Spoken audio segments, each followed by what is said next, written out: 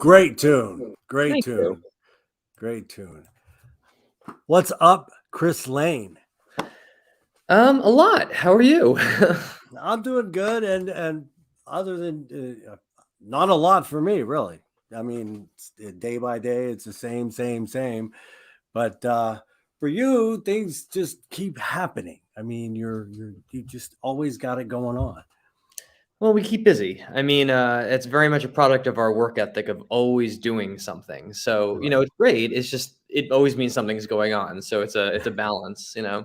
Right. You never, I mean, you're not on Facebook. You don't post a lot. So that means you're busy. You're not sitting around on the couch. You're not sitting there going, oh, okay, you're playing games or commenting. You're busy. And it shows. I thought, and this is my bad, I thought we only had 3 albums. And for some reason, I skipped over More Than the Moon. And I'm like, wait a minute, there was another. And I pulled it out. I'm like, sure enough, there it is. And I'm like, why did I only think Station, then Stained Class? I don't know how I missed More Than the Moon, but I have it, but I just forgot about it because it's like boom, boom, boom. You're pumping them out, and they're all. It's not like any one of them is bad. I mean, Thank you. they're all great. They all are great. Well, we have a lot of stuff coming. I mean, our new album's coming out on October 8th. And then I think we're gonna aim to release new music consistently for much shorter periods of time between albums. I'll put it that way. So Right. I would be surprised if you didn't hear new music in 2022 and new music in Look at that. 2023 and 2024. So that's very much Wow. a commitment to just, doing what we love. Right. And it really hasn't been that long between albums because you figured what 2015 was the first one, Yeah, we released our something like that. self-titled in 2015 and Yeah. then 2018 with More Than the Moon and then 2019 with Stained Glass. And Right. to be honest with you, had things gone differently last year, I think we probably would have tried to release this album towards the end of last year. Right. But there was just such a tremendous delay, obviously, that we had to refigure out how to record. So Right. Right. And you didn't want to do it half-assed. I mean, you wanted to do it right. The production on the albums are fantastic. I mean, thank you. it doesn't, you put it on the stereo and it's got volume to it. It's there. It fills the room. Not like, and you can tell when these guys go in and do it on their computer, just sitting there and not doing it right, just trying to hurry up and get something out there. It doesn't sound as full. And all station CDs have always sounded full. I like a full CD. We have a very hybrid kind of technique of blending modern day technology and I don't know, old technology, but Right. more kind of like especially with like a lot of the guitar stuff we use, the effects. It's all rack effect, and it's what it was popular back in the 80s. But we use a lot of very modern mixing techniques to achieve a lot of things. So the good thing is we don't really have a process. We kind of just do what's necessary. So if something happens, we're always kind of like, well, what's needed? You know what I mean? And Right. we try to serve the song. So I find that it's a little sometimes disorganized because every song requires something completely different, and we just kind of go off on a tangent to serve that song. And I hear that quite a bit from others that take it really, really seriously. I was just talking, I think it was Asphalt Valentine a couple weeks ago, and they were telling me, Scott was telling me they've had this one song for 10 years Yeah. and they just never quite finished it. And then one day it just came up and they're like, I got it. I know Yeah. what it needs. And they didn't rush it. They didn't, try to, hurry up, let's get it out there. They let it, you know, ferment or like a fine wine. They Sure, let it, sure. and then it came out perfect to where they were happy with it. I think that's what you're saying. Yeah, I mean, like even with like songwriting, I've written a song in like 3 minutes, and I've Mm, written a song over a 10-year period. I mean, right, it's totally random. There's really, but you do what's appropriate for that song.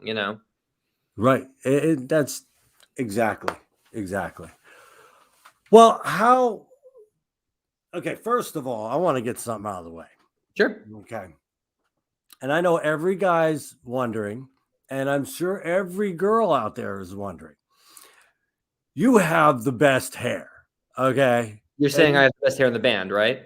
well, you have some pretty kick-ass hair.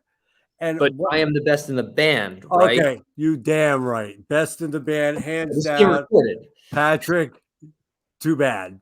That's right. Emmy is really trying. I've noticed he's got this whole thing going on, but still, best hair in the band, easy. You heard it here first, and it's if I say it, it's fact. It's true now. It's true now. So, what do you use? What kind of products do you use? Because I really want to know. So I figured I'm going to ask you tonight. Say, I really want to know what you use. Is it Per Plus or is it something extravagant? So believe it or not, and this is a joke I make all the time, is that like there is no product in my hair. Our hair is just actually like this. Like my hair is very thick and very big. And I make the joke all the time that you know how like people say things like I didn't choose music, music chose me. Right. Well, when I grew out my hair, I'm reasonably sure the kind of music chose me because it was just like, you know what I mean? Like it was just one of those things where it's just like, well, okay. But like it's true. It's just that it's funny because like we don't, one of the things the band has never really been into is like we don't do the makeup thing and we don't really No. dress up and anything like that. And it's really just the long hair. But like I said, our long hair is pretty big on its own. So I don't know. I think I'm just lucky. I'd say. I mean, some of us have to, put this in and use that. And, oh my God, don't blow dry until like this one. And then, oh, okay, I got to add this and then do that. And then you basically just got out of bed, look like this, huh? Well, I mean, I bet you I spend more on like, plumbers, but it was fine. Probably. Okay, so all my product added up, and then your plumber bill through the year, probably about the same. There you go. There you go. We even out. We're even out. Okay, that's cool. All right. Now, Chris Lane, young kid. Okay. You were young. When did you pick up the guitar? And what were you like as a kid that kind of made you go toward the guitar? And did you play any other instruments? Yeah. So I started playing the saxophone. And nice. I love the saxophone. But what's interesting about the saxophone is in a lot of scenarios, the saxophone is the lead guitar of those ensembles, right? Right. So early on, I had a real interest in music and I had a proclivity towards music. So I really found that I like to be, like in the jazz band, the one soloing. I like to be the one standing up, and I really enjoyed that. So when I got to high school, I decided that I wanted to form basically just a band. And I had taught myself how to play the piano. So I got some guys together and I started playing the keyboard. And this just morphed into different people with me and like finding new people to play with. So then I met my best friend, Dave, and Dave played guitar. And we started this band, and he would leave the guitar at my house. And I was just so interested in the instrument, and I didn't love being like stuck doing this with the piano on stage. Right. So I basically just picked it up. I liked it. My parents, who have always been crazy supportive, bought me an electric guitar and an acoustic guitar to learn them simultaneously. And I just noodled around with them. I was like 16 years old, listening to like Pink Floyd and Journey songs. Nice. So, I just taught myself to play the guitar based on what sounded good in the patterns. And eventually I got so into it that I was like, well, the other instruments can take a back seat to me wanting to play guitar, and so that was pretty much what happened, because by the end of high school, I considered myself a guitar player. So after like 2 years. I'm the guitarist. Exactly. I mean, I grew my hair out. That's time. Right. It's time. Right when you grew your hair, you got better at the guitar, didn't it happen? Exactly. It's funny how that happens. Like I music. Right. Now you said you're self-taught, so you had no lessons, no nothing. No, not on the guitar. I really just spent a lot of time. What I did to learn the guitar was I did a mixture of just listening, and the kind of music I really like doesn't usually have speed attached to it at a point where you just have to sit down and like, like workshop it. So Right. I was a lot more interested in like the Dave Gilmers of the world and the Neil Seans, who were incredibly melodic that you could pick out a lot easier. But also it's that sense of style and tone that really attracted me. Right. So I spent a lot of time listening. And then honestly, I just spent a lot of time just jamming over songs I liked, and I knew music, like in a sense of a theory sense. So I know how chords work and I knew from playing the saxophone and the piano. So it was a little bit more about like practical application of being like, okay, well, if I'm going to play a guitar solo and I do this, it sounds like that, memorize it. And then when I'm on stage at some point, it's in my vocabulary and I can pull it out. Nice. That's awesome, man. I mean, I've met a couple people that are self-taught. They hear it, it's easy to them. And I'm like, geez, guitar just blows me away. I don't understand how you guys could. I tried when I was younger. I tried, and then I realized, nope, drums are better. I just bang on things, whatever. But it just mesmerizes me how some of you can just hear it. It's and then actually duplicate it is just blows my mind. It's Well, in the the genes. experience I've always had with this kind of stuff is that, like, so I consider myself a songwriter before anything, and don't Nice. get me wrong, I love playing the guitar, but the And a guitar is very kind of good the one. extension. What is that? I said it a very good one. Oh, thank you. But the guitar is kind of like an extension of my body in playing the song. So, after so many years of playing, it kind of gets to this point where you're just like, it's almost like you're not thinking. It's almost as if Right. you're speaking and you're just kind of in there doing your thing, playing around. So, it's Mm. kind of like a I don't know, I think it's an extension of the body, you know what I mean? Like, Right. because you're speaking through the instrument, and Right. that's always been the important thing to me. I mean, like from a technical standpoint, I'm horrible. Like if you look at my fingers, they're all messed up in terms of how I move them. Like I have an incredibly difficult time doing simple things on the guitar, but if I come up with it and it's like not complicated, but it's just odd, I have no problem because it's fine for Right. me. Right. So, And it's from you. yeah, exactly. So I can do those things, but when someone's like, "Hey, can you play this really simple thing?" I'm like, so. Right. I don't And a lot of people do, like you see guys in interviews and you guys see guys talking, they have their guitar on them because they feel more comfortable and it's part of them. Yeah. And a lot say that they feel naked without it. They don't know how to act or how to talk. And Mhm. that makes sense, makes total sense. Yeah. No, and then you get very accustomed to it because, I mean, for a lot of musicians, I myself included, I feel very much that music is a little bit easier to express myself in than anything else, right? Right. So if you've got an instrument with you and you're, I don't know, feeling something, going through something, expressing something, thinking something, whatever, it's a lot easier to sit there and that than it is to try to articulate it. Right. And that's true. And we have a question, which I knew there was going to be people in here asking questions today. This is actually from Carrie, who is in the other room watching because she Hello, loves you Gary. guys. You know that. People say it's easier to start out an acoustic. Is this true? I don't know if it's easier. I would say that's probably better for building up hand strength because you don't really need the strength to play an electric guitar as you do Right. the acoustic guitar the same way. I always saw them as very different instruments, though. I am a much more comfortable playing certain ways on an acoustic versus an electric, and I mean, for me anyway, I've had a very hard time translating it back and forth. So usually, if you ever kind of like we have quite a few acoustic guitars on our records over the other albums. I don't usually play one like the other. Like acoustic guitar parts are very different arrangements than they are electric guitar parts. So No, I don't know if that's just a limitation of my playing or it's just a thinking, but like something I do. it's you. It's It's me it's exactly. you.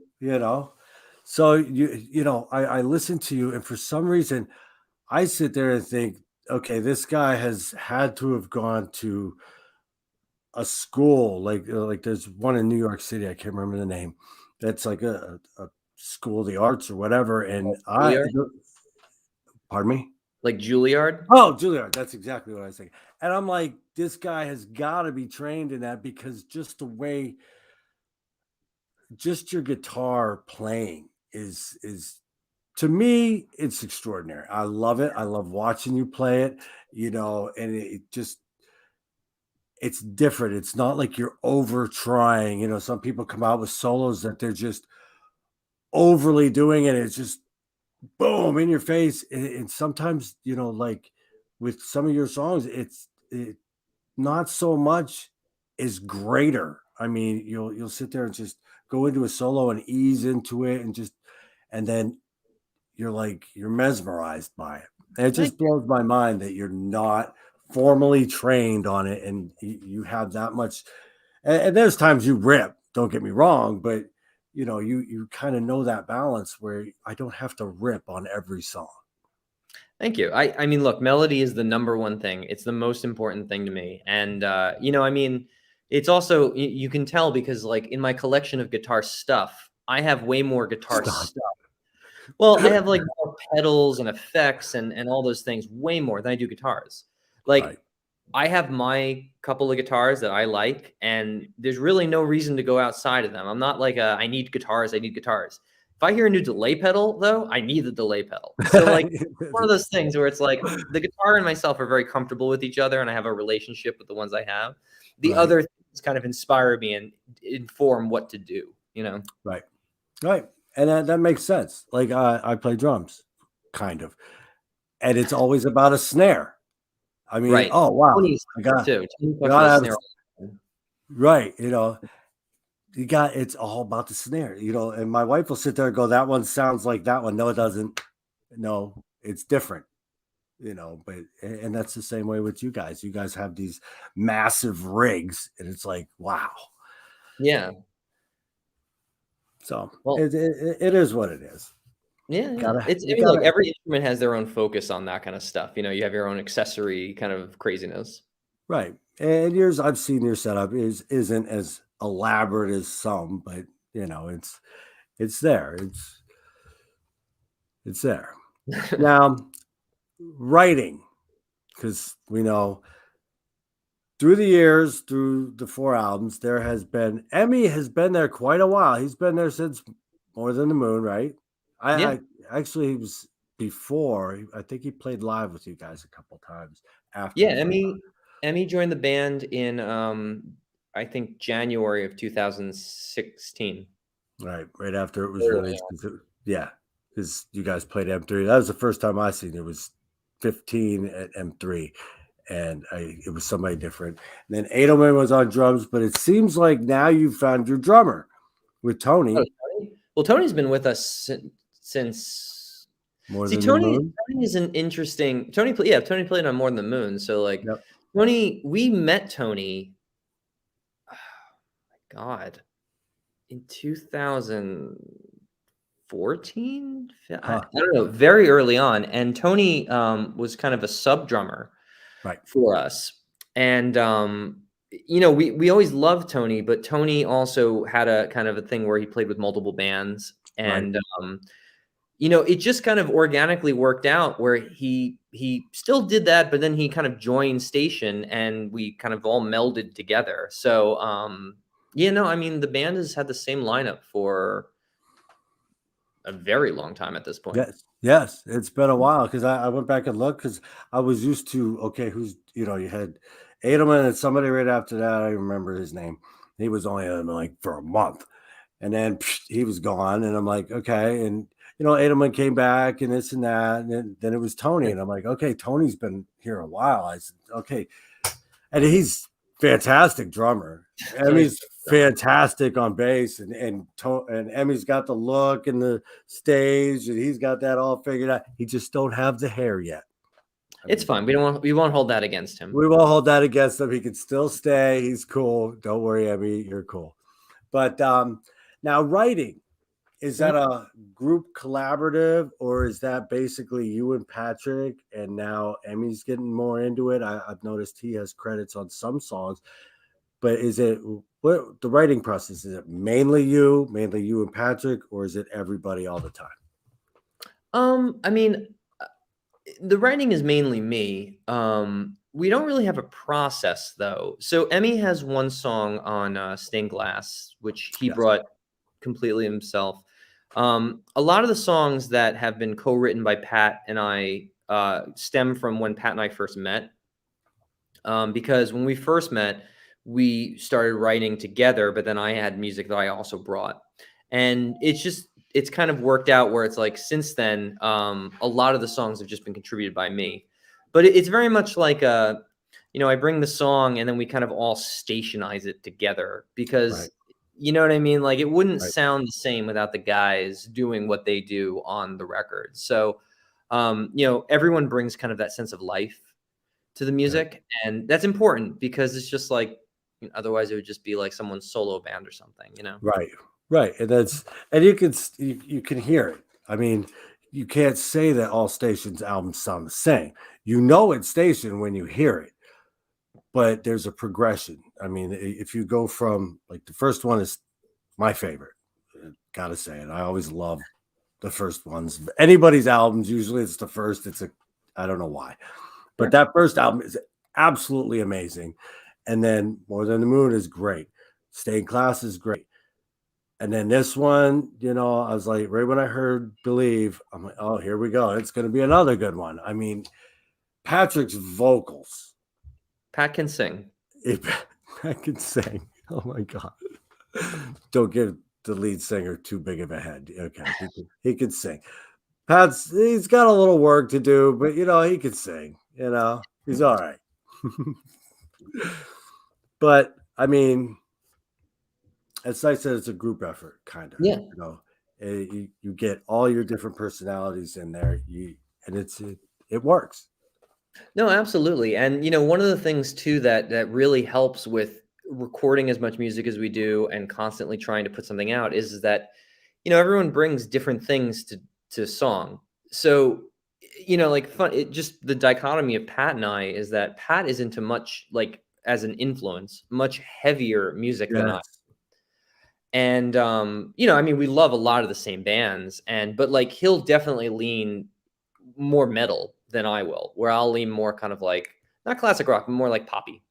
Right. And I love writing ballads and I love that kind of thing. And Pat likes singing ballads, but a lot of times he'll bring an element that I maybe didn't hear in my head to the vocal performance of that song. So that's what, in my opinion, that's what kind of stationizes everything because it's kind of like, again, if I just did everything, I played God forbid I played the drums, but like, I did the bass and everything like that, it wouldn't be, in my opinion, as interesting because like, that's why I play with these guys. We trust each other to do their thing. And Right. there's a vulnerability to that where you're just kind of like, you trust someone to do what they do to the song, And sometimes that's kind of hard, I will say this, and this is something that I think is very special, and this is why, like, Pat and I have had 6 recorded fights in the entire time we've known each other. Okay, Wow. so, like, we get along really well, You and said so recorded. we call them the recorded fights, yes. Recorded. No, but it's true though. We really don't. I mean, we bicker like a married couple, but like Right. we don't have issues like that. And so it's a very good environment because one of the things that we've established from our working relationship, the 4 of us, very early on, is that you hear stories about bands who record in isolation from each other. It's like Right. I'm the guitar and like I've done the guitar. We love having each other around to talk about the parts because, in my opinion, Pat's singing is just as representative of me as it is him. And my guitar, same thing. So like there have been, and we don't really have ego with that. So what happens is that, I remember when we were doing More Than the Moon, I was doing guitar solos and I can't remember what song it is. I think it's Always Be a Part of Me, but like Pat was just like, I don't think you should do the guitar that way. And we talked about it and then it came to the way it is now. And it's better, and it's better because we function as a group and we don't try to cut each other, kind of off with that. Right. And then that's the way it should be. I mean, he might be hearing something that you're not.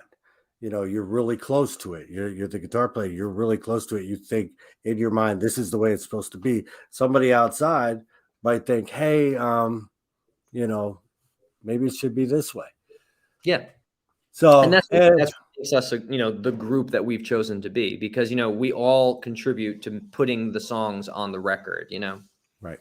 Now you go into the studio, like you said, you're not tracking this person over here, that person over there. I have known other bands that do all their, I knew one that he did all the guitars, the vocals, everything on this. Or no, he didn't do the vocals. He did all the instruments, and then he had somebody else fill in the vocals. Then hires the band to go out on tour.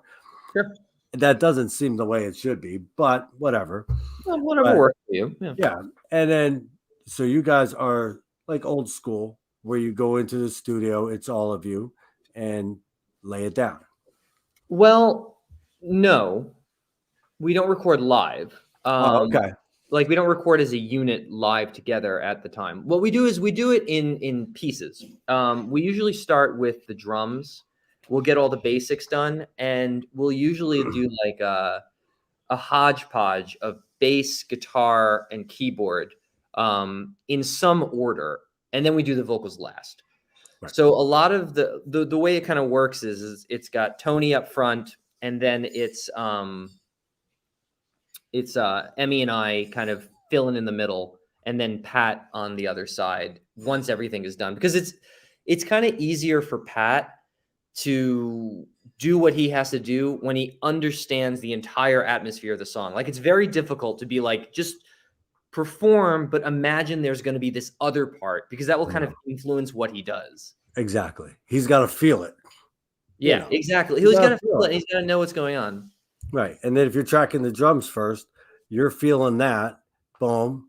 So you're going to it'll be easier for you. Well, yeah. And, I mean, the reason the drums have to come first too is because of just the sense of timing. Right. So like what you can't do is you can't like have this thing where it's like Tony has to play backwards to you sometimes, because unless it's completely set, because then you get into this whole, well, you got to move parts around, and we don't like that. We like to have a much more organic approach to it, of being like, this is the performance, this is what we do. And one of the things we do too, which is very old school, is we track with our sounds a lot of times. Like, we do not add things in afterwards that, like, the guitar sounds that you hear on the record is the guitar sound that was played into the microphone. Right. Very rarely will we add anything after the fact that does something truly monumental to them. Maybe it sweetens something, whatever, but like, right. I mean, if you hear a phaser, I have a phaser on. It's not overdubbed in there. Exactly. Right. Now, okay, you spend a lot of time on the road. You guys do shows. Spend a lot of time, in the studio interacting. Is there pranks that go on? Is there a prankster in the band that you got to watch out for? Who's the one that's I guess the jerk that's always messing around, and well, not the jerk, the guy you got to watch your back. Okay, he's gonna do something. Who's that? It's you, isn't it? No. We're like very light when it comes to working. We joke around all the time, but the thing that actually keeps us kind of on track is we're all very dedicated to results.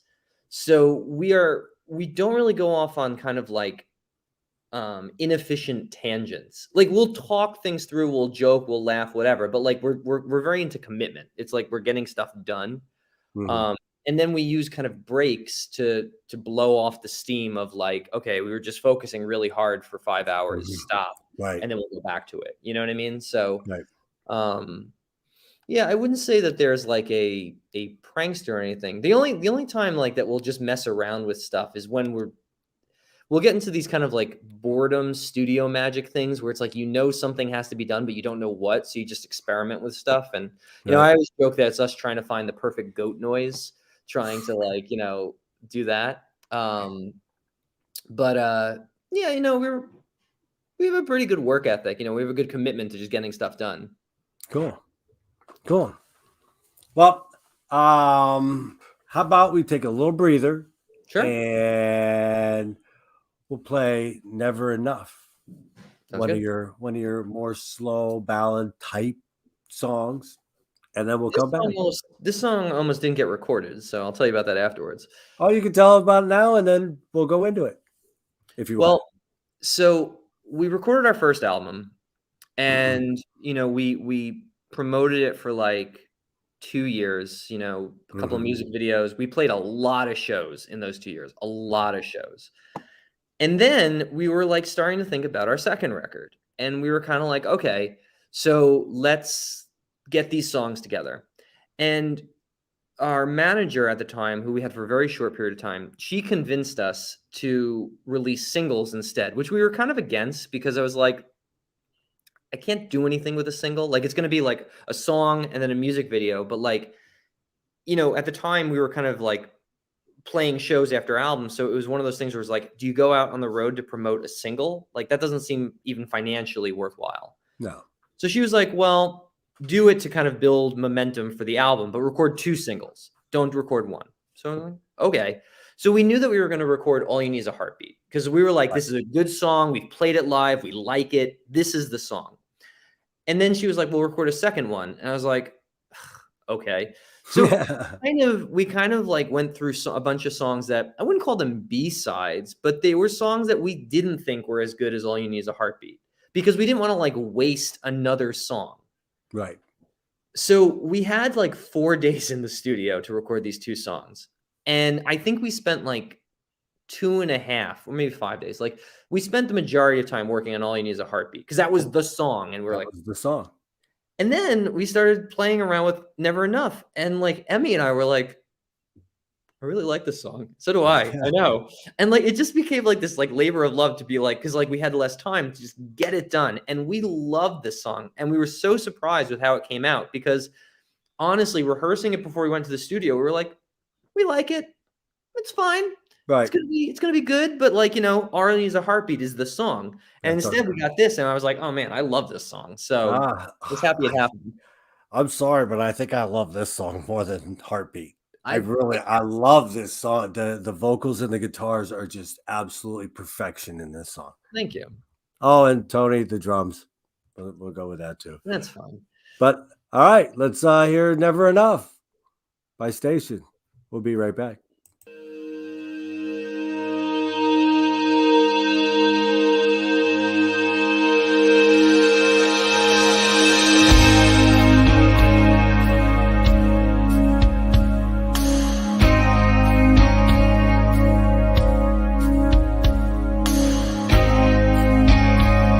Every time I saw you, I would know we'd walk away together. And the last time that I told you so, I said it's been forever. And I feel I'm going crazy without your love.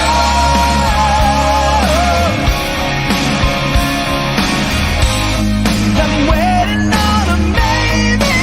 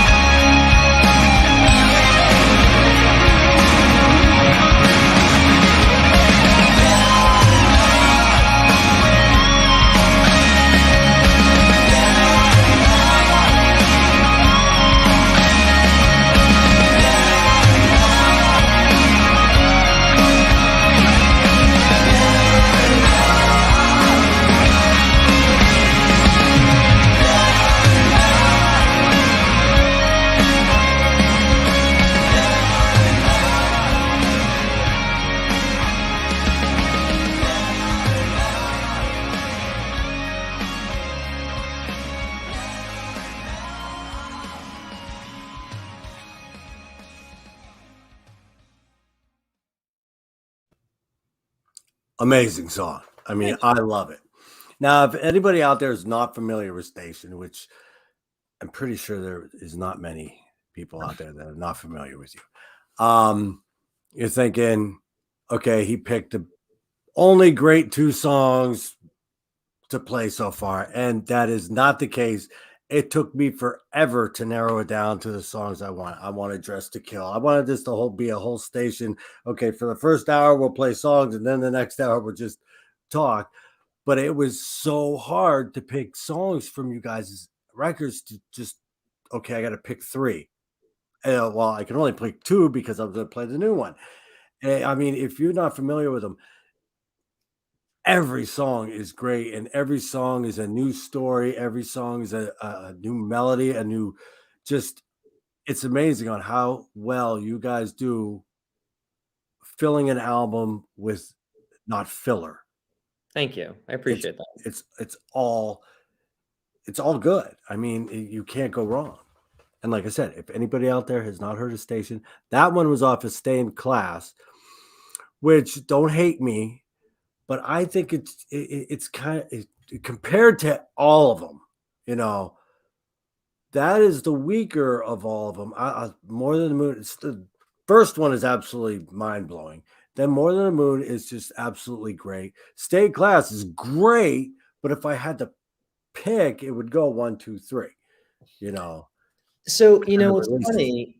So with Stained Glass is a different kind of record because it's a the reason it's called Stained Glass is because it's a combination of songs that were written a really long time ago and songs that were not written a long time ago, like recent songs. And the reason we wanted to do it is because it's kind of like, it's like future us's interpreting younger us's. And, like Stained Glass creates a mosaic. Right. It's a mosaic of Station. But so the thing is, though, and this is the kind of the weird part of this, and this kind of ties into the album we're about to release, is that all the tracks that were new, well, not that they were new, all the tracks were recorded because the songs were old, but the tracks are new. All the songs that were recorded for Stained Glass were recorded at the same time as Perspective. We literally recorded 2 albums worth of material at once. And we chose the songs that go on to Stained Glass because of what they represent and what they fit. So whereas like Stained Glass is kind of the actual concept of the album is that it's all over the place. Like it's got an instrumental on it. It's weird. It's got, it's got a lot of stuff. Perspective is the opposite, where it is like in my opinion, a finely tuned selection of songs that go together for a reason and tell a straight story, and they belong together. Whereas the theme of Stained Glass is that they don't belong together. So like, you know what I mean? It's kind of weird. So like, it's funny how, I personally, my favorite record is the one coming up. I think it's the best Station record to date. Just from that song, the new release, I have a feeling it's going to be mine as well, just because that grabbed me right off the bat. And I sit there and I go, okay, I'm one of them. I'm a fan, but every time somebody releases a new song, I'm like, I'm very hesitant to listen to it because it's like, right, please don't suck. I mean, please don't, and it's like, I've had that experience with Metallica after the Black album. It was like, okay, what the hell's going on here? Did you guys just lose it? And other bands have went that direction where it's like, oh my God. And, now is where their downhill is. Oh shit. And then, and it from that first song. And then Believe, I was like, oh, thank God they're not going to suck yet, ever probably. But I was relieved. Tesla released a new one a couple years ago. And I mean, I absolutely was like, what were they thinking with this? It sounded absolutely nothing like them. And bands do grow. Yeah. And they, you've got to let them grow, and you might not get into everything that they're going to do, but you do get into something, check every band out because there is something that you're going to get into more than most likely. But it's important, in my opinion, anyway, it's important to stay true to what you like and who you are and do your thing without like trying to create a station mold or you know what I mean? Because like Right. it gets one of the things that excuse me, Mhm. one of the things that we do a lot whenever we play shows, when there used to be shows, is They're we will coming play. back, babe. They're coming back, but like we're even going through in that where stuff is getting booked and then canceled and then booked and then Yeah. canceled. And it's Yeah. causing a lot of confusion. Yes. But it's no one's fault. It's just the nature of the world, you know. I mean, like it's just so. But one of the things that we've done very frequently when we play live is we play very long shows. A lot of times when we go out on the road, we'll play hour 45 minutes, 2 hours. And you know, we love it because we just Mhm. nothing better than being on stage. But because we know all of our music, we will mix up the set list all the time. We will just, and I think that's a combination of just spirit in the sense of like, I feel like playing this tonight, and probably boredom, where it's just kind of like, I just don't want to play this song again, you know? So it's Right. like you entertain yourselves, and then we end up. One of the things we end up doing is we end up throwing like we don't usually do cover songs or anything, but we end up throwing little homages and covers inside of the songs. Sometimes it happens while Yes. we're on stage and we don't realize what's happening. Sometimes we plan it out ahead of time. That happened Right. once. We have a song on the first record called More Than Enough. Yeah, oh, And I'm very familiar with that. well, after the guitar solo, it kind of gets like a little vibey, right? You know, Mhm. it's got this straight like dun dun dun dun dun dun dun dun dun, dun kind of feel. And I think Pat did this. Pat started singing the words to The Look by Roxette. Wow. And, you know, I mean, I know the song. So, I mean, like, Right. you play in a band long enough, you know a song, you can play it. It does, you know what I mean? It's not like you have to rehearse it. So we just Right. started playing that song. And then we had to Nice. each other be like, when do we go back to our song? And, you know, it's fun though, because like, Right. get used to that. And a lot of us that go to M3 that love you, like Steve Casino and Aaron Sheppa, they always talk about Roxette. So, you know, that would, dude, if you were to play it and one of us was in the crowd, we're going to go crazy because we talk about, and it's not bad talk about that. So, I mean, Aaron Sheppa, I know for one, loves Roxette. I mean, and you know who Aaron Sheppa is. He's got several tattoos on him. Yes, he does. He's got, I don't know if he's got a stained glass one, but I know he's got More Than the Moon and the first one. Well, the new album, the cover is an hourglass. And Yes. I would be lying if I didn't say that when we got the final prints of everything, we were like, can Aaron tattoo this on his body? And Right, exactly. I'm sure he has a stained glass one, but I just haven't seen it yet. I haven't Right. seen him in probably 2 years. I know. But, no, it's been less time than that. Been like 6 months. It's been a year. March 5th of 2020 was our last show live. Wow. Yeah, and our first show live is going to be on October 22nd at the same venue that we played our last show. So Orleans. It comes full circle. Yes. Hey, you know, I looked that up. I'm like, oh wow, they are playing a show on October 22nd. Too bad I can't get to freaking New York. You know, come back down here to Suck Bang Blow again. That was great. Oh, in Myrtle Beach, right? Myrtle Beach, yes. And I'll bring cupcakes. I love your cupcakes. I was talking to your manager today, and she's like, you know, trying to figure out links and everything like that. And or maybe not manager, I don't exactly know. And our manager. But I was like, yeah, I met Chris in 2015, and blah blah blah blah. And she's like, yeah, and he told me you make great cupcakes? Question mark. I'm like, he would say that, wouldn't he?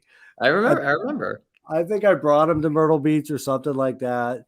You know, I was like, okay, I'll make cupcakes and bring them, but I don't remember what show it was. But I told her, yeah, you know, next time I see him, next time he gets in the area, I'll have to bring cupcakes since he brought it back up again. Well, all right, so like this is obviously subject to change, but I think there's a good chance we'll do like a real tour in the spring. It's not happening in the fall. It just can't. We've had too many things get to move around. So, I mean, if we play, I think we might play a show or two more than Orleans. But it depends. Like you know what I mean? It's almost like a week by week thing. Right. You're not going to stack dates and then have to let people down. You know, it's better just to, okay, we can do this one. But if you stack dates, you go, okay, we can't play this now. And there's disappointed people out there. They understand, but still disappointed. Yeah, and it's very hard to, I mean, because like the album, we have a new single coming out tomorrow, right? We can plan that. That's happening. Done. Mm-hmm. Nothing's really, minus the internet goes off. Like nothing's really happening. Right. With the shows, one of the big problems that we have, because we are such a live band, is that if we were on the road for 2 weeks and we lost a Friday and a Tuesday and another Saturday, all of a sudden it means financially even it's very hard to keep consistent on the tour. Right. So to have so much uncertainty before stepping on the bus, it's anxiety inducing. And so we've kind of said to ourselves, you know what? We don't want to put ourselves through that. And we really don't want to like get ourselves all excited to do something and then have it be a letdown. So we'd rather focus on doing things we can control. And, we're in the middle of recording another album. So there you go. What? It's one after the other. Very cool. Studio. So we just do it. Right. That's awesome, man. That's great. Don't have to wait so long. That's just when we get this one and get it down pat, bam, another one right out, And that, that's how they used to do it back in the 80s. But then I went back and I was looking because I'm doing a show on a certain year. And I'm like, back then they released albums every year. Well, not really. There's, you got 2-year time frames. I'm going, wow, I thought every band released an album every single year. And that was not the case. Something that's very difficult for a band like us, but okay, difficult is maybe the wrong word. It's just not necessarily ingrained in the kind of music we create in terms of how we like to create albums, is that when we think of music, we think of albums or singles or songs. We'll call them like that, right? And, a lot of the bands that I love, I mean, bands like the Beatles and Pink Floyd's a little bit different because I would call their albums a little bit more of a production. But like bands like Steely Dan and Led Zeppelin and all those classic rock bands, they released albums consistently. Mm-hmm. I wasn't around then, but having seen the touch points of when they come out, it's like this. Yep. You know what I mean? Like, the band releases the album, they go on tour, they do press, they stop. They release the album, they go on tour, they do press, they stop. Right. In today's world, especially with social media, you have to be on all the time. Yeah. So it almost kind of not devalues the album, but it also makes a lot less of an emphasis on the album because there's so much in between that everyone's not just like waiting for the album. They're kind of like, well, you kept me here. Now the album just does this. It's not the 0 to 60 experience of a band that you love releasing an album out of nowhere every year. Right. Right. It's tough for us sometimes, though, is because we spend so much time working on music and so much time getting that stuff together that, we kind of neglect the social media content game where it's just, a lot of the stuff that we try to show people from behind the scenes is literally us working on music because we're not doing much else. Right. So, or it's easier. It's like, hey, look where I am. But like, in the studio, it's just a matter of like, we're there to execute and do, and that's really what we feel comfortable doing. And that's perfect. I mean, really. And I've noticed that, there are bands out there that before their album, and I've always wondered why they do this. It used to be release a single. Then a few weeks later, the album come out. You just release that teaser. But I see bands lately, they will release a song. They got an album coming out a month and a half from now. Now they're going to release a song, bam.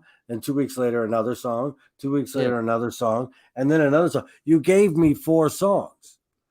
So now my peak has went from, oh my God, I'm waiting for this album to, okay, I basically have half of it now. And so now I'm not even really that, it's coming because I've already had half the album. I think I could be wrong, but I think that that's a business model issue because, from a practical standpoint, the amount of money that you can make selling records dwarfs in comparison to the amount of money you can make playing live. Exactly. So like, I mean, obviously it's a great revenue stream if you sell something, but at the same time, if you have, a million people willing to spend $15 on an album, and those same million people are willing to spend $75 on a concert ticket consistently, mind you, Right. the album all of a sudden becomes kind of an advertisement for the live show. Right. Now, don't get me wrong, I totally get that. And I mean, we go on tour after we release an album. I mean, like it's makes sense. However, one of the things that I feel so strongly about it, it's a station kind of thinking, is just that like we care so much about our art that we really want to make sure that we do what we want to do. Right. Emmy said it perfectly. We had an interview earlier today, and Emmy said it perfectly.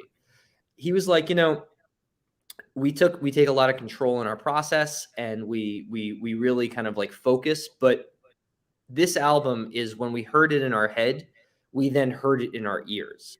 And it was Nice. because we took the time to like get it out, do it the right way. And, and he said that, and I was just like, that is Perfect. literally why we spend so much time on it. Yes. You know what I mean? So Right. it's just it's our own culture of the band. And it's why I think that, I make the kind of music I do, and I like it. And I think that, it works for me. And it's keep doing that, because it works for you. Your albums are consistent. I mean, my perk whenever I hear stations doing something else, I perk right up, and Thank you. some bands don't do that for me anymore. It's like, oh, great, but some bands are ones that you watch, and you're always anticipating what are they going to do next. And like you said, putting singles out like crazy on Facebook, on social media, almost have to a lot of times, and a lot of bands feel they have to. And that works for that band, doesn't necessarily work for this band. I mean, you got to do what feels right for you. I mean, there's no wrong way to do anything like this stuff. It's just, right. And it's also, it really depends on what you need to do those things. I mean, for us, we spend a lot of time working on each track. So it's very hard for us to kind of like get them out quickly. And also the way you record an album, you usually don't finish a track and move on to the next one. So, right. You know what I mean? Like it's one of those things where it's like, it's just our process. Right. Exactly. And this comment comes from Tim Tomlin. Sounds like you guys are more about the music and worry less about the BS of social media. Respect. Yeah, and, I have nothing against social media. I mean, on a personal level, I think my social media is just me, sharing photos of my wife eating. I mean, like, it's just like, what you do, I've seen them. I've seen them. And it's like, and you know what? You're one of them on social media that, there's some that I go, oh my God, what did they say now? Or what are they up to now? Oh God, what do they got to say about politics? No, when you pop up, it's like, okay, what are they doing? And it's going to be you and your wife. And I'm like, okay, what they got going on now? And you guys are just out there living life, having fun. And, it's refreshing to see that kind of stuff. I believe very strongly in mindfulness. So like, I think that being in the moment and just smelling the air and taking it all in is the most important thing. So, really, you got to enjoy it while you can. It could all exactly. end and it could all be over in the blink of an eye. You never know. I think things changing as much as they did in the last year and a half have shown just how important it is to make sure you're really in touch with yourself, to make sure you're doing yourself justice, because like life is way too short to care what other people think about those things. Exactly. You're absolutely right about that. One thing we didn't touch on, if there's anybody out there that has not heard of you, it is an interesting thing. Where did the band name Station come from? I know this one, but I think everybody should know it. Well, so Station comes from Bill and Ted's Bogus Journey. So anyone who's ever formed a band ever knows how difficult it is to come up with a band name. Right. It is the worst part of forming a band. So Pat and I, when we first met, we did like the baby name thing. We're going through the dictionary. We're like, how about this? How about that? How about this? And we were watching like Bill and Ted one night, and Yeah, like I mean, everybody, like you do, and right? comes out, and you hear Station for the first time, and you're like, huh. And I looked at him, and I was like, we need to name the band Station, and he was like, okay, or I think I was watching, I called him, something like that, but like I got him, or like we have to name the band Station, and I mean it worked. I will say that now many years later, when different things have come up, the name Station is somewhat problematic in trying to find us online. Kind of a little bit. Kind of a little bit, not the most SEO friendly, but I mean, I like the name. It's an easy name to remember. I don't think it has any kind of like certain band names sound like the band sounds. Like I always think of the band Venom, like Right. Oh, right. yeah. You know what I mean? You hear the And, name, your voice goes down to your Venom. Yeah. So like it's one of those things where it's like I don't think it has that connection, but we like it, and it very much speaks to the fun, happy nature of the band anyway, from where it comes from. So I think it worked out really well. I'm actually really surprised at how many people realize where it comes from. I thought personally that no one was going to understand the reference, but I would say like 70% of people that we encountered, they're like, does it come from this? I'm like, yeah. You wouldn't think so, but you know what? Bill and Ted is very popular. Bill and Ted's the best. I mean, it really is. If I sit down, my wife's going to hate me for this, but if I sit down and I see it's on, I will watch it, and she will be like, "Not again." It's got to be a woman thing. I mean, but and then she gets involved in it, and then she's happy we watched it again. But if it comes on, I'm watching it. It's kind of like the breakfast happy club. and feel good and mindless. You know what I mean? Like Exactly. to this day, whenever something's going wrong or I'm sick or something, I always tell people that they can have my Megadeth collection. That's literally my go-to line. Have my Megadeth. I wouldn't think you would have a Megadeth collection. I like Megadeth. Megadeth's all right. I do like them, but Metallica or Megadeth? That's tough because it depends. It depends. Like for me, like my favorite Metallica albums Ride the Lightning, and my favorite absolutely song, yeah, and but my favorite song is also Call of Cthulhu, dude. And like so. I wouldn't say that my taste in Metallica is the mainstream taste in Metallica of people who are like, I like this, I like, I mean, and I love things. Sad but True is amazing. I love One, stuff like that's great. But I don't know. It depends, because I think it depends on the mood I'm in. Right. Absolutely. Absolutely. There's times I want Megadeth, Peace Sells, or Killing Is My Business. Other times I want ABBA.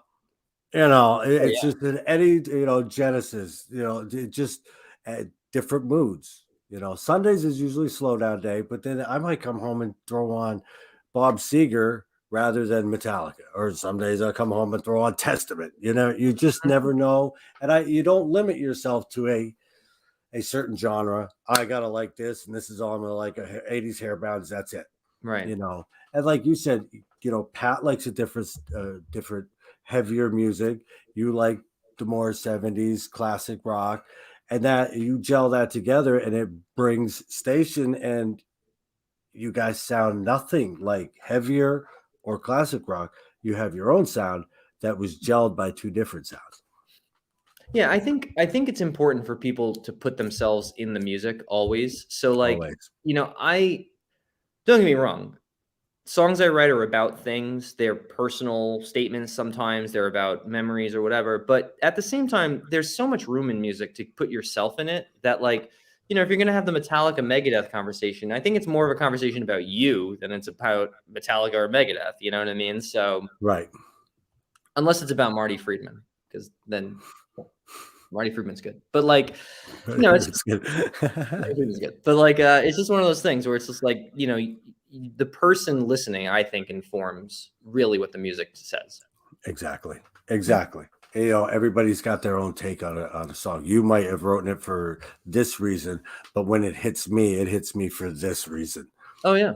That's why I always like asking, okay, what were you thinking during this song? Why did you write this song? I always love to hear what the artist says, because sometimes it's the same thing, and a lot of times it's like, oh wow, and then I'll go back and listen to it with your way, the way you wrote it, what you were Right. thinking. And I go, oh wow, and it takes a whole different meaning. It's like hearing the song for the first time. Well, we've something that's funny is that a lot of the lyrics in our songs are inside jokes. They're references to things that I would never expect anyone to know, because it's just like, unless you were there with me, why would you, right? Right. So the first song on our first LP is a song called "I Don't Want to Know Your Name," right? Yeah. And Pat and I wrote that song like months after we met. I mean, like 2-3 months. Okay. And what the song is about is my love of writing music inspired by people that I don't really know. So Huh. we were basically like, we were at a party and I met this girl and I had this idea for the song because I was like, I met this girl for like 10 minutes, but I could walk away with her name in my head and write a song about her with her name. So like the joke would be that we'd have like an entire album's worth of like just girls' names that we had songs about, right? Right. So I don't want to know your name because I'll write a song about you. Right. And we thought it was like this really kind of cute, almost sweet twist on like, it's like, no, I'll write a song about you. I write songs. Right. So we released the album and we have someone doing press for the album and they set up this interview.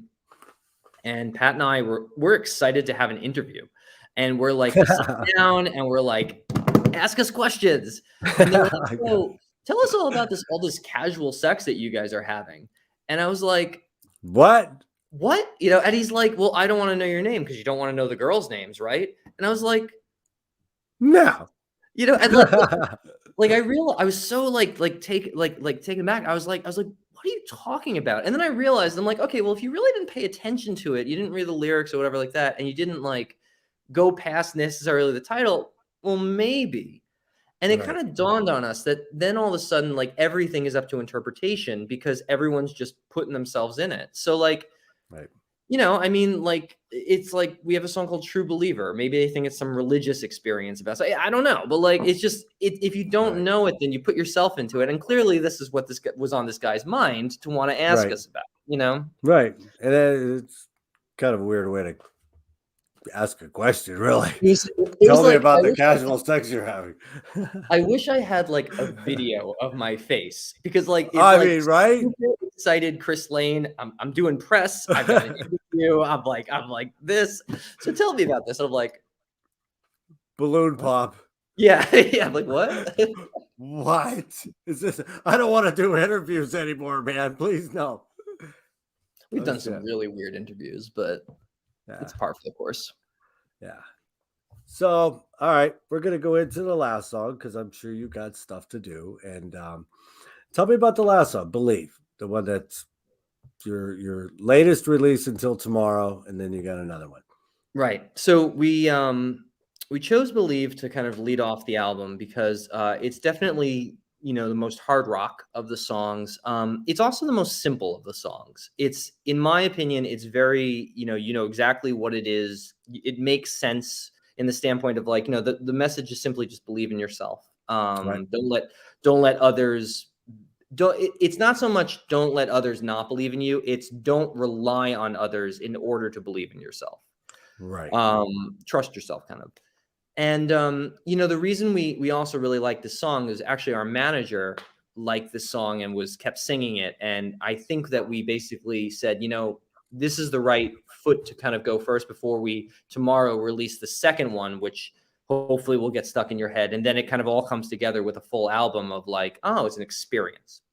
So I think this is definitely, like, in my opinion, the first solid rock selection from the record. So you're saying this record is not a concept album of sorts, but all the pieces fit to tell one story? It's not a story. It's all the songs talk about a changing of someone's perspective. So it's not like it's a story. It's not like, like Mindcrime or something. It's more of like a general theme. Okay. That is kind of like each song's takeaway is that perspective has changed. So like in the belief sense, it's the perspective being that you need to look inwards and not outwards for true belief. And a lot of us, I do that all the time. I've got issues that I want other people. I don't believe in myself, and when somebody else says, "Hey, you're doing a great job," I don't believe them for shit. But I'm working on that to, you know, you don't put yourself down. Of course. Believe in yourself. If you don't if you don't love yourself, if you don't believe in yourself, who the hell else is gonna? Yeah. Really. Yeah, and I think that it takes a lot of vulnerability to get to a point where, you can trust who you are, and you're very comfortable with who you are. Like one of the things I think the pandemic has definitely done in our assertion of how we make music is I think it's made us care way less in terms Right. of like us worrying about that. Only because, for me anyway, music is the best therapy. And Right. I'd be lying if I didn't say that working on the album got me through some very tough times last year and this year. Sure of it. Between being sick and between being cut off from everybody and stuff like that, Right. it was I've created something and then hearing it come to life and then, doing it. And, and then I share it with the people who are closest to me. I have like Tesha around me and she'll come and Right. we'll experience it together. And that's very important. And I think that ultimately having that trust that what you're doing is actually going to come back to you and give you the energy that you need to put that back out is probably the most important thing in life. I think it's just very important. Absolutely. I couldn't agree more. And this song, it's something that we needed. This song came out and it was needed, really. You don't plan it that way, but sometimes it happens. Just believe. When everybody's around right now in total disbelief of everything, even who they are and what's going on, everybody's in disbelief. Just believe, Very cool. Well, I am looking forward to the next single tomorrow. Thank you. Did you release the name yet? Because I don't think I saw it. It's called I Can't Find My Way, and it'll Okay. be on Spotify tomorrow. Spotify tomorrow. I know what I'm doing when I first get to work. Cool, man. Hell yeah. Well, it was great talking to you. I cannot wait to see you again. Soon, hopefully, rather than later. Hopefully, yeah. And like Chris said, these guys are a live band. You hear them on CD, they sound great. They can reproduce this live. They don't skip a beat. I think it's better. Some bands are better live. Not taking anything away from your recordings. No, I know what you're saying. I appreciate You know what I'm saying. Some bands just can't reproduce live, and let me tell you, Station absolutely knocks it out of the park on a live show. I've seen 4 times? I think 4 times. We've seen them a bunch. Yeah. Yeah, it's just the first time was M Pre-Party. It was before M3 2015. One of Mr. Dillman's shows. One of Mr. Dillman's shows, yes. And you were kind of a staple on that ticket for a few years. Well, we played for like 3 years, and then we actually played the M3 festival itself. Yep. And I couldn't be there for that. I was so pissed. That was 2017. 17. That's the first year I missed. Yeah, and then the next year we played the pre-party again, and then had to drive overnight to Chicago to play Melodic Rock Fest. So it's another nice. And you guys, really melodic rock kind of fits you, but then I don't know. I don't put you in a lot of people like to put a band in a box and say, okay, this is who they are. They are hard rock. I don't like putting people in a box. Hair metal, Freeform Jazz Odyssey. A what? Freeform Jazz Odyssey. I love it. That's a new box. There's a new box. All right, Freeform Jazz Odyssey. I can't wait to see the bands that emulate you, just because that is a great name. Spinal Tap. It's where Spinal Tap. Exactly. All right. Well, I'll let you go. Thank you so much. It was great catching up with you again. Always interesting. Always a character. Love it. So you have a great night. Looking forward to the next single. New album's out October 8th. Get it everywhere. Pre-order it now. I will put up all the links tomorrow morning. Thank you. In the Facebook group, and I'll share it around. But pre-order that new album because I guarantee you're not going to be disappointed with it. Thanks so much. So you have a nice night. Thank you very much. And I will see you soon, brother. Sure. We'll talk soon. All right. Everybody, check out Believe, the new single by Station.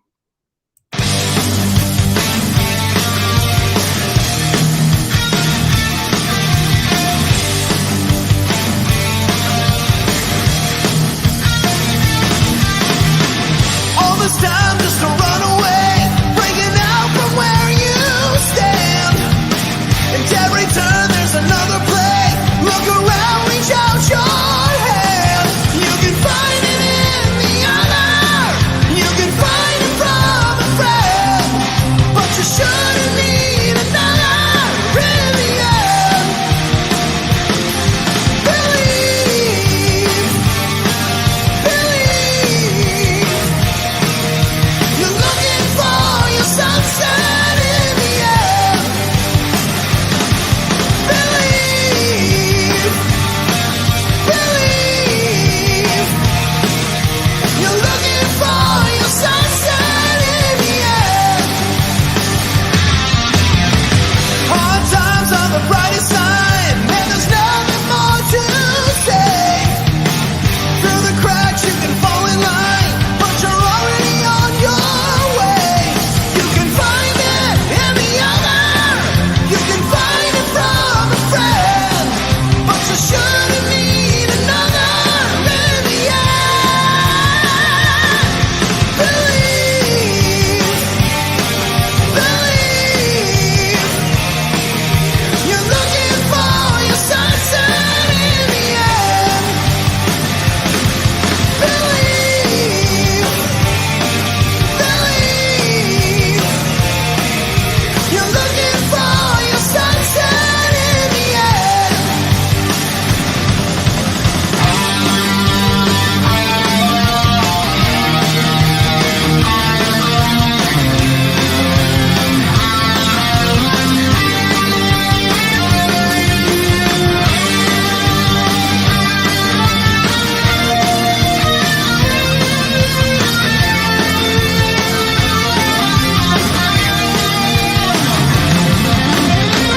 All this time just to run away, bringing out from where you stand.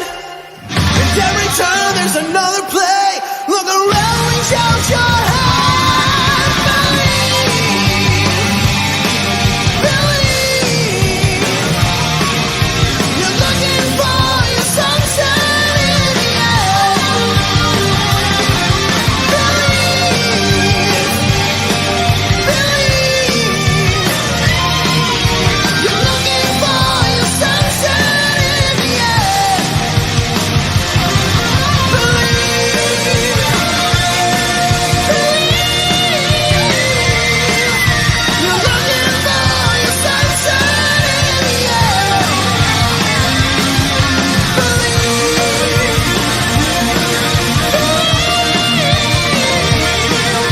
you're looking for your sunset in the end.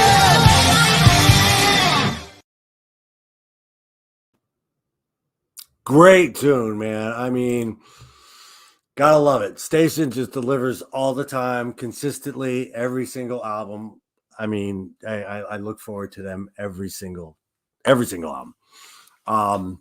Like he said, Chris said, October 22nd in the New York City area, Arlene's Grocery.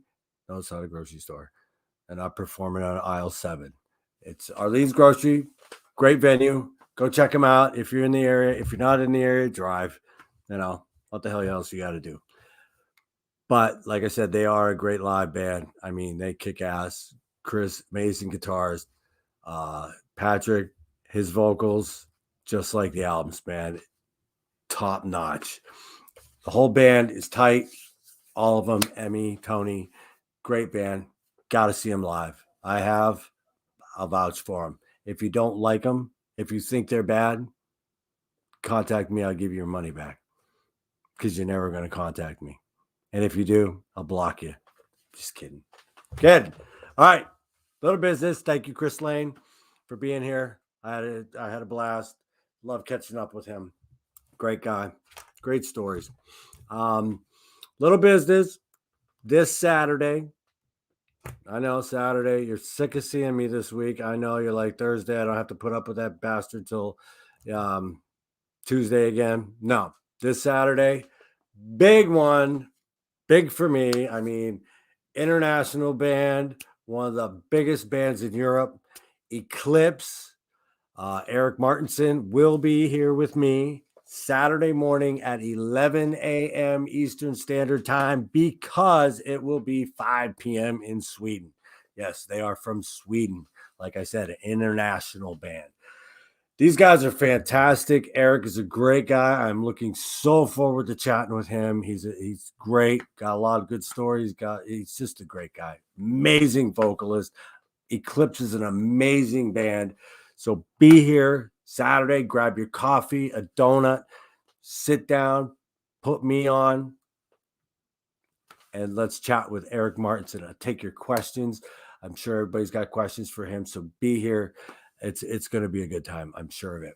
And then Tuesday will be the Less Talk, More Rock show. And this week's theme, wasn't going to do a theme, but I'm going to do a theme. It's going to be 1985. So anybody that's released an album in 1985, hard rock album, in 1985 will be featured. Not everybody, but some. So the theme is the year 1985. A lot of good albums came out that year. So we'll revisit them and maybe have a couple other little things going on. Who knows? But thank you so much for being here with me. I love it. I love doing this. You guys all make it possible. And I appreciate that you guys support, listen, comment, and give me hell. I love it. But anyway, I will see you Saturday morning. You will be here Saturday morning. So, Eclipse, Eric Martinson. Thanks again, Chris Lane. Fantastic guy. Pre-order that new album. I will have the links up tomorrow morning in a post in the group. So click on the links, go pre-order the album, and get it before everybody else, before you get it in stores. Can you get them in stores anymore? You can get them in stores. You just gotta look. All right, y'all enjoy the rest of your night. Thank you so much for being here, and I will see you Saturday morning. Y'all be good or be good.